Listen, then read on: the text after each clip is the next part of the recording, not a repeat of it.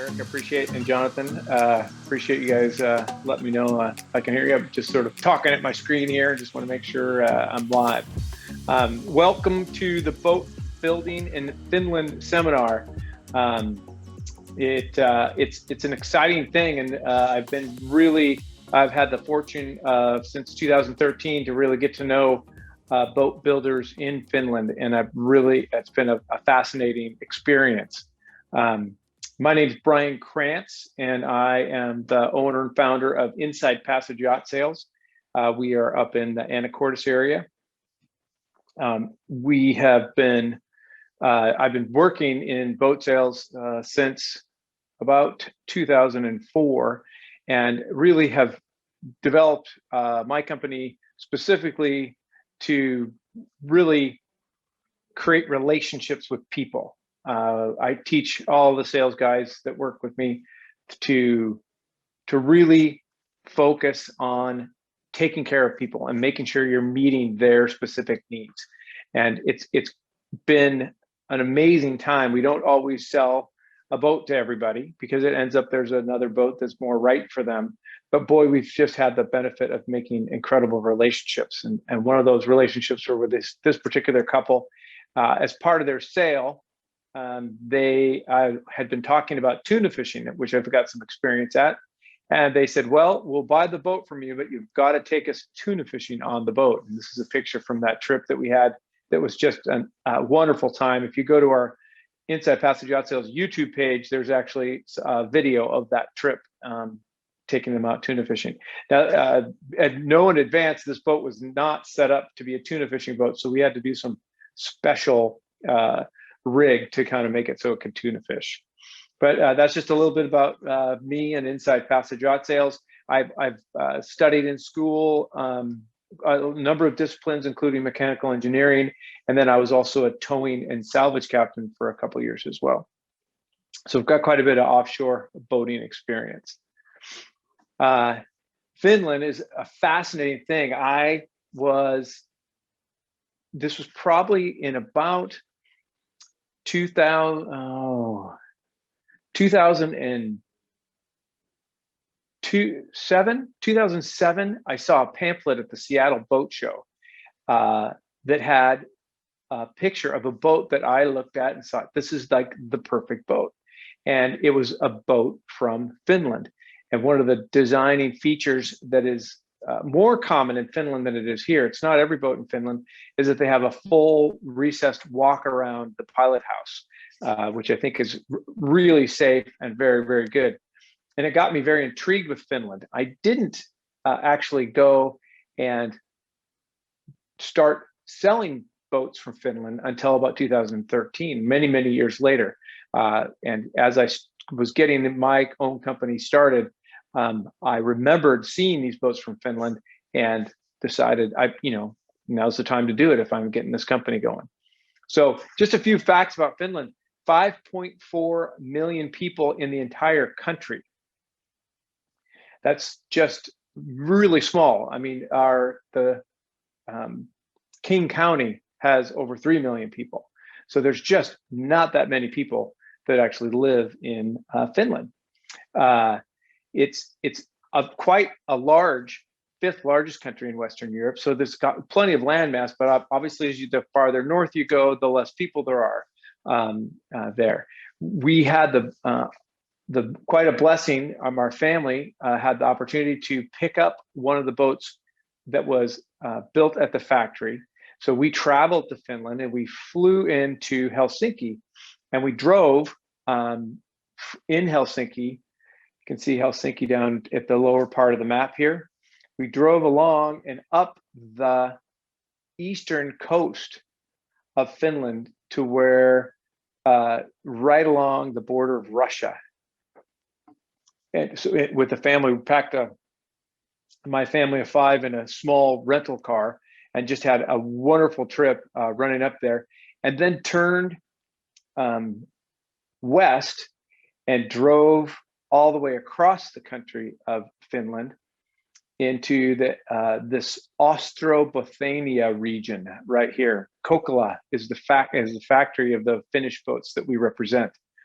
And we drove all the way across there and met at the factory and spent some time in the summer home with the CEO of the Sargo Boat Company, before then driving back down the West Coast and around to Turku, where we met our boat and began our trip to Germany. And we spent 3.5 weeks of the summer doing that whole trip. It was just a wonderful, wonderful time.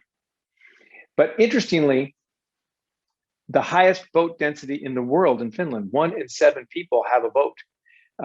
It's incredible. I went to the boat show, it would have been in 2014, to the Helsinki boat show. And I had just been at the Seattle boat show at that time. At the Seattle boat show, we're always happy if we could get about 50,000 people to come over 9 days. This is back, obviously, pre-COVID. And it's a 9-day show, 50,000 people. That was a good show in Seattle. Now, Seattle's the largest show on the West Coast of North America, so that we get a lot of people there.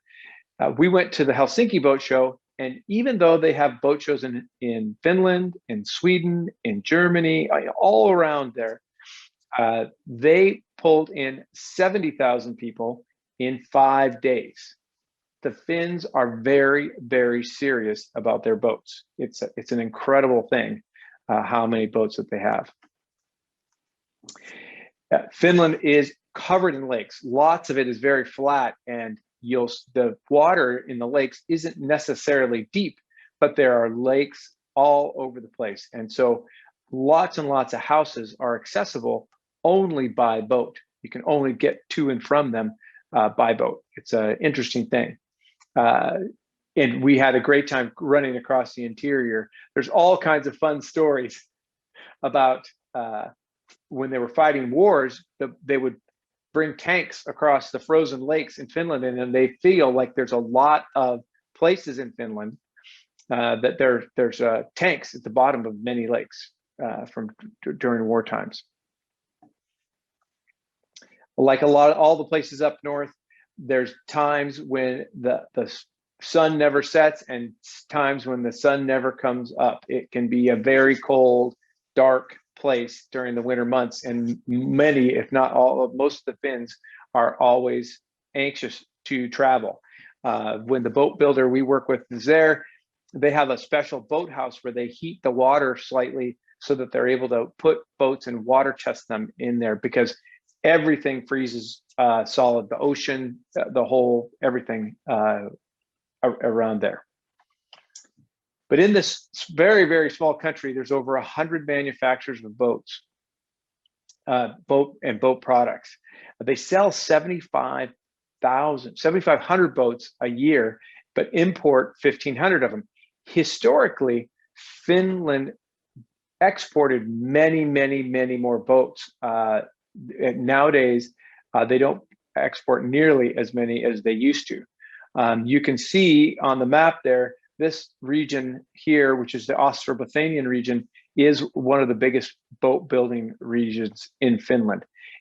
Folks, also, if you have any kind of a question or a comment that you want to do, don't hesitate. You can type it in, raise your hand, and Katie will let you talk about it too. But it's not a problem to get interrupted if you have you want to hear a little bit more about something. It was interesting when I went to Finland and got to tour the factories there. Because it is such an established process or building there, that we were able to see that they almost have industrial parks that are only for boat builders. So the boat builder would have their special boat they would build, but all the companies in that industrial park would use the same rail maker, would use the same engine delivery guys. They would have a lot of the same equipment was made from a local group for a bunch of different brands by the same subcontractor. It was really common. These are some examples of some of the boats. I definitely noticed a big difference when I was at the boat show in the boats. I didn't see almost any boats that I've ever recognized before. While I was at this boat show, the boat show in Helsinki was dramatically larger than even our biggest shows on the West Coast of North America. many more boats, but not a single, well, maybe a couple, but almost none of the brands. Now, interestingly, when you went up to the accessory area at that boat show, you could see that all the accessories were identical to what we are using in our thing. Both the boat show accessory areas were the same. It's just the boats that were different. These are some of the, now lots of smaller boats, but also very popular big boats as well. This gives you an example of some of the different, they do aluminum boats, they do fiberglass boats. They're absolutely, this is an ABS plastic boats in Finland. Another aluminum boat company, lots and lots of aluminum built boats in Finland. Here's another aluminum one, small skiff. This is Targa.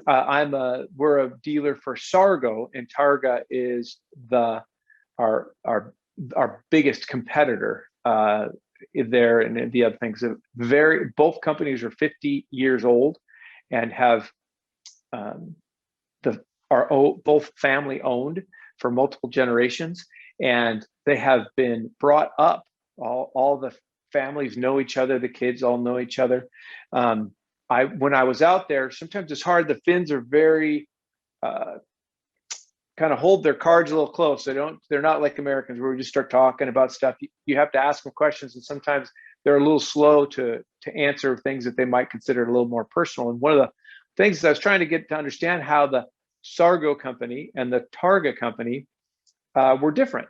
And it was interesting. I think a lot of the differences between the boats can be described by the companies, how the companies have established.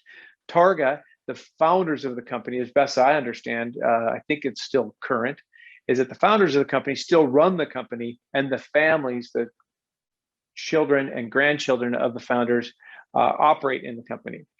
With Sargo, this is the Sargo boats here. The Sargo company, the founders of the company have either sold or given the company to their children, and then they in turn have either sold or given it to the grandchildren. And the elders have stayed on a board as an advisory role, but the ownership is with the grandchildren.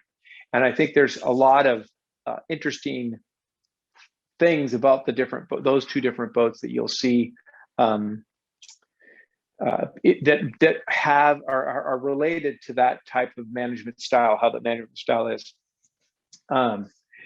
These are they build right now. Sargo is building between 25 and 36-foot boats, and you can see the full recessed walk around on every one of these boats. Even the 25-foot boat has a full recessed walk around. That is what really excited me and drove me to understand that boat and become a dealer for them. We brought the very first Sargo to the west coast of North America in late 2013. This is where we are located here in Anacortes. And if you want to contact us and check into different things, look at different boats or whatever, you feel free to contact me and let me go. And do we have any questions? Anyone have any interesting things, wondering about the different boats they saw there, in the types of boats from Finland? Questions about interest in other European boats? I'm happy to answer any questions that you might have. I'm going to scroll through some of the different models, so you can just see if any of those perk your interest and you have questions about them.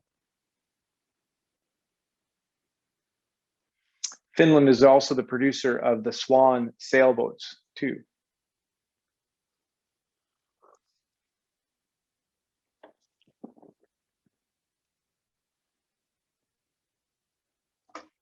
No questions? I thought we would have a good amount of time for answering questions here, but it doesn't sound. Are people familiar with the full recessed walk around boats? Have you guys seen those before? Brian, we have a question. Oh, good. Thank you. Yeah. So Sweden builds some fine sailboats. Finland builds sail. Yes, both the Swan sailboats are from Finland. What some of the finest sailboats made anywhere. Both. It's interesting, very fascinating. When I was visiting there, if you travel to Finland and you look at each street sign, and the street signs are each street has two names. One's a Swedish name and one's a Finnish name. And I had to ask, I'm like, why are there two names for every street? And it was intriguing to know that, Sweden had operated in Finland quite a bit. And so they compared, many people spoke Swedish as well as Finnish. And as you were closer to the Russian border, the Finnish name was at the top of the street sign and the Swedish name was underneath. But the more you moved west, the closer you got to Sweden, there was typically more Swedish speaking people, and the Swedish name for the street was above the Finnish name of the street. I thought that was quite interesting and unexpected to see. I think the Nauticat boats have been a great hit, and people have really, really liked them. And it's been a very, very a good boat out of Finland.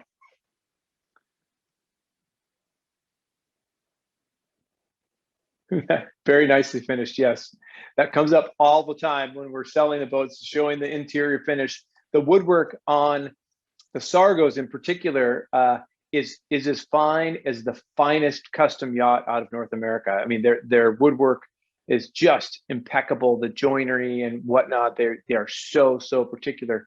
When I had the opportunity to tour the factory in Sargo, I was just stunned at how spotlessly clean it was everywhere. How everything was, all the tools had special locations and put together really well. It was really an impressive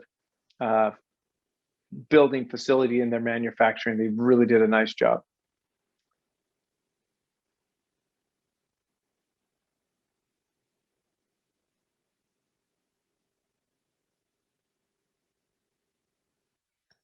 I don't quite understand that one other question there.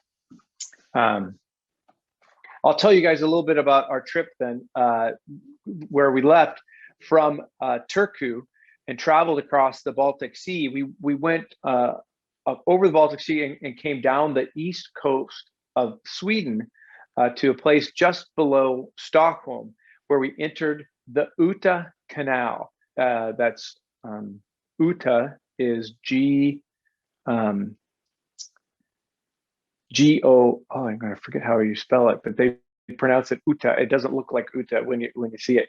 But we entered the Uta Canal, and we traveled from one side, the east coast of Sweden, all the way to the west coast of Sweden in a boat on a canal. Sometimes the canal was very narrow, just big enough for two boats to pass. Every road going north and south in Sweden, every train track, every road, everyone either went under or over this canal, or there was a bridge that had to mechanically be moved so we could get past. We ended up going up 330 feet through locks, and then back down 330 feet to get into the ocean between Sweden and Denmark.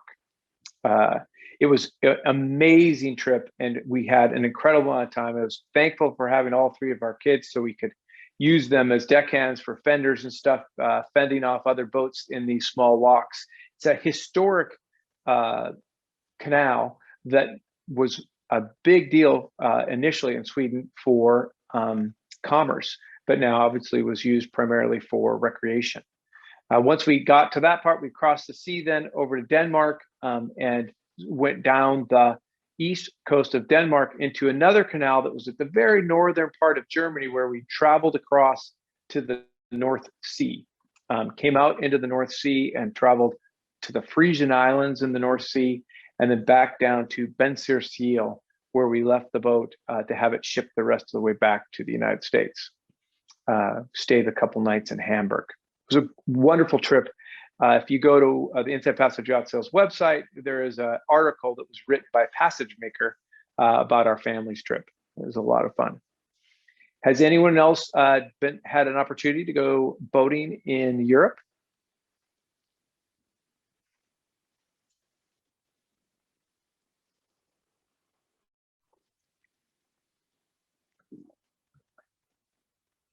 We had a hope before the COVID hit.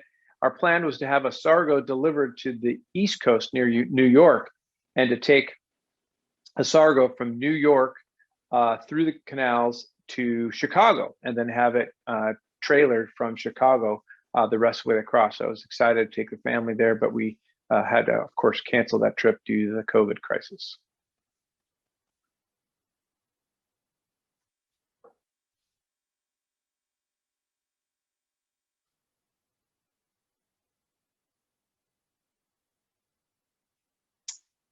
Well, any other questions about some of the boats in Finland or traveling in there?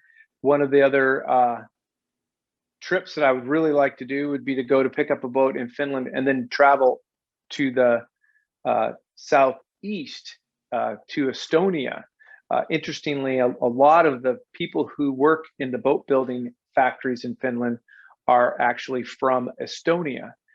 They immigrate for work to Finland and are very good workers in the boat factories there.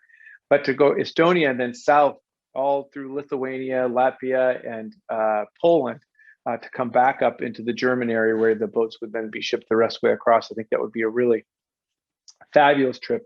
Not nearly as many nooks and crannies. That coast on the eastern coast there is much further and between, and lots more open water between two different places that you can spend the night, get off the ocean.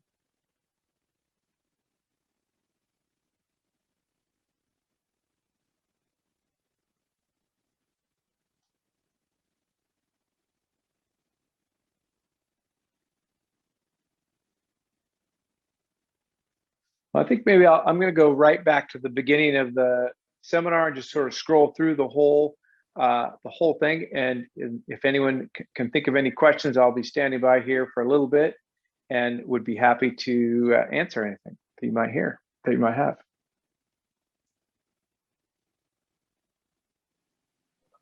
We have a question in the chat. Let's see. That was one of the benefits of staying on the northern route through those Euro countries. All the countries we went through were all part of the Eurozone. Not all of them used the Euro currency, so we had to deal with currency exchanges. But once we entered into Germany, there was no other customs or border crossing issues. We literally just could pass from place to place, and it made it so simple and easy. We were worried about a bunch of different things, but we could get a very inexpensive insurance policy. I want to say it was about $1,200 for 8 weeks to insure the boat while we were in all those countries and traveling all those places. It worked out really well. Most of the countries, the younger people knew English quite well. So we had a very easy time communicating almost everywhere that we went. It was particularly, I have Swedish heritage. My last name Krantz is of Swedish nature. And we were excited to visit some family that we had never met in Sweden. And I was worried. They lived sort of in the center of the country, and I thought, oh, we're going to be out on the coast. It's probably going to be too difficult for us to be able to visit them. So, but once I discovered this Uta Canal, I realized that the Uta Canal went through two Great Lakes in Sweden, and my family lived at the very southern end of one of the Great Lakes.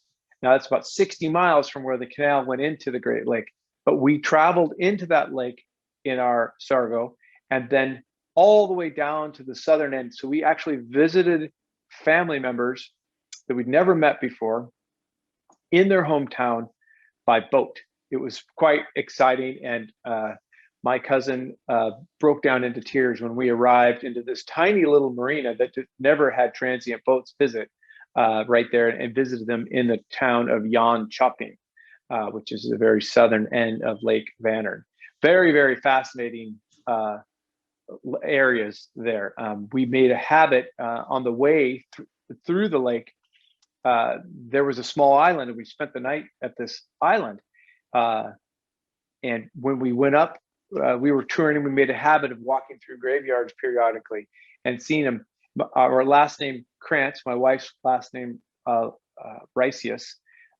We went walking through the graveyard, and I wanted of 1,000 graves, I bet there were 200 Krantzes. I've never seen anything like it. It was just incredible to see that in this very unique location in the middle of the Great Lake in Sweden. The coastal craft compared to a comparable size Sargo. It's interesting because there are a lot of similarities. They come from different angles. The coastal crafts obviously are aluminum build. They're very strong, very sturdy, very stiff.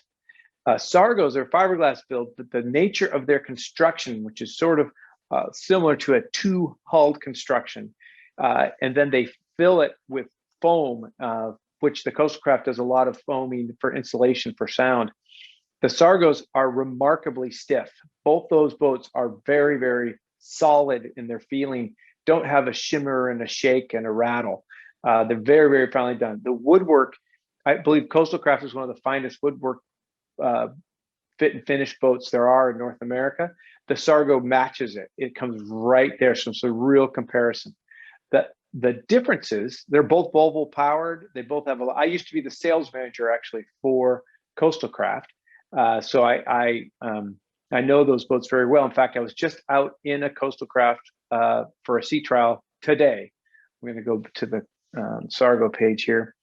But the Sargo does an amazing job of including an incredible amount of amenity in a relatively small boat. So I would say for the sleeping spaces and the bathroom, like for instance, our 36 Sargo has a king size back berth with a half bath, compared to a queen with no bath in a 40-foot coastal craft. Our 36 Sargo forward has, similar to a coastal craft, has a walk around queen forward and a separate shower and bathroom. But you can seat more people at the table in the Sargo. There's just an incredible amount of space in a smaller boat in a Sargo. I think is really quite an impressive thing. Similar speeds, they both are very seaworthy boats. The European Union will categorize their boats. They have here in North America, we have the ABYC standards, which are a measure to make sure they're a high quality in their wiring and components, some standards there, but we don't for some reason include stability in the ABYC standards. In Europe, they have the CE standards, which cover all the electrical things that we cover with the ABYC, but they also add in a stability measurement. And the Sargos are a Category B offshore rated boat, which means that they've been certified safe for travel in gale force winds with 13-foot seas. It's quite an impressive rating. And they do have a Category A rating. The Sargos don't meet that, but the Category A rating has the same stability requirements. It just wants redundancy of all the systems in the Category A. The Category A rating means it's totally self-sustaining. You can just stay on the boat. So they do that for the more world cruiser boats. But stability-wise, it's the highest rating that they are able to achieve in Europe. Coastal craft doesn't have that rating, although I believe it would meet it. Their coastal crafts are built very, very stable and excellent. trying to think, some of the, they're both really quiet operating because of the foam insulation and stiff. You do have a lot more amenity, I believe, in the Sargo for the smaller sizes. Part of that is aluminum construction. The coastal crafts are built with aluminum very strong with frames inside. So the interior dimension of a coastal craft is sometimes a little bit smaller.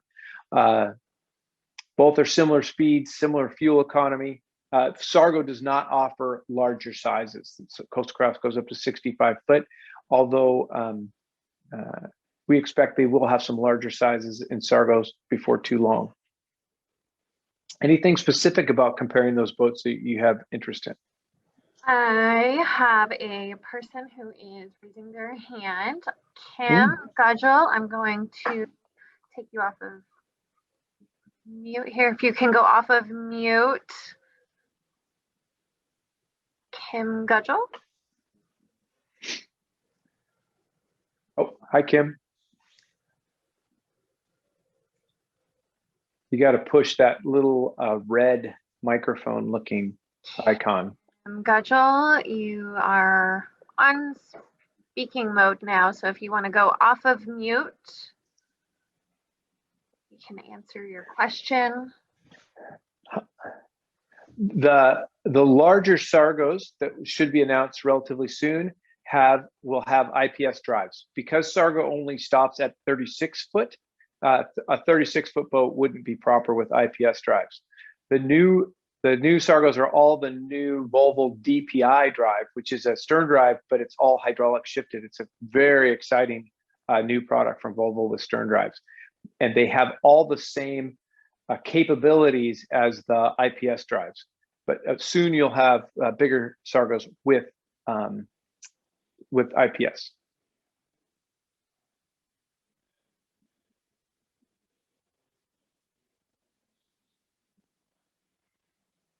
Okay, it doesn't look like we're getting Kim off of mute. Sorry, Kim. If you want to type in a question, I'd be happy to try to answer it for you there too.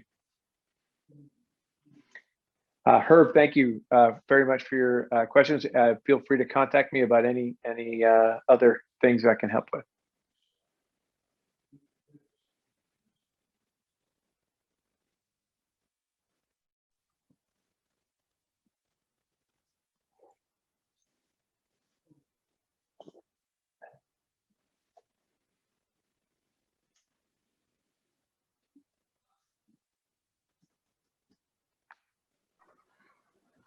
Looks like we are all good going through our questions. No more questions in the Q&A or in the chat. No hands raised. Thank you for hosting, Katie. I really do appreciate it. Thank you for the opportunity to talk a little bit about Finland. Yeah, of course. Thank you. Yeah.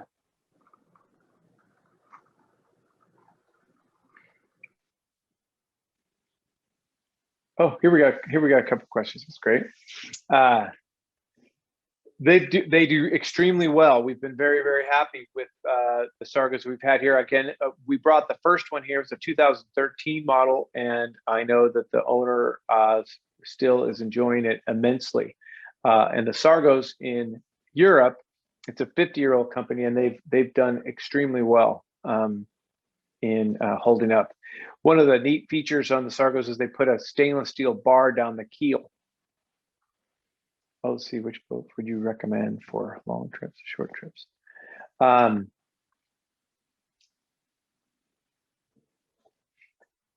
You know, I'm a big, well, when you say which boats, Sandra, Mom, is that you that's asking about trips, long trips or short trips?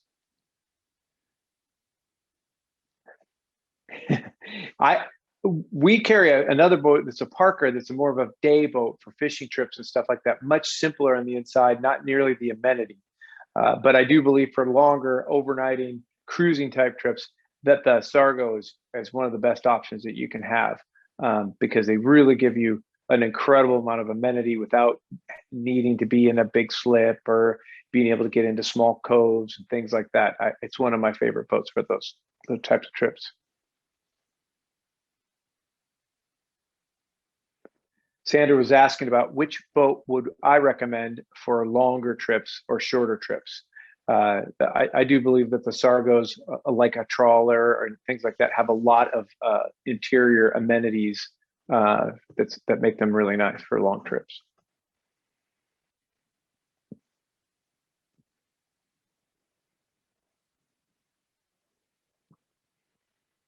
Okay, I'm gonna log off here now, and I'll be back at 3 o'clock, and look forward to seeing anyone else that might want to talk about which boat is right for them. Yep. Thank you, Brian. All right. To all of our attendees, thank you for joining our Boats Afloat seminars, day 2. Like Brian mentioned, we have another seminar at 3 p.m. If you scroll through the chat, there is a link in there for you to register for that last seminar of the Boats Afloat series. We look forward to hosting you. Thank you. Thanks so much. Everyone have a great day.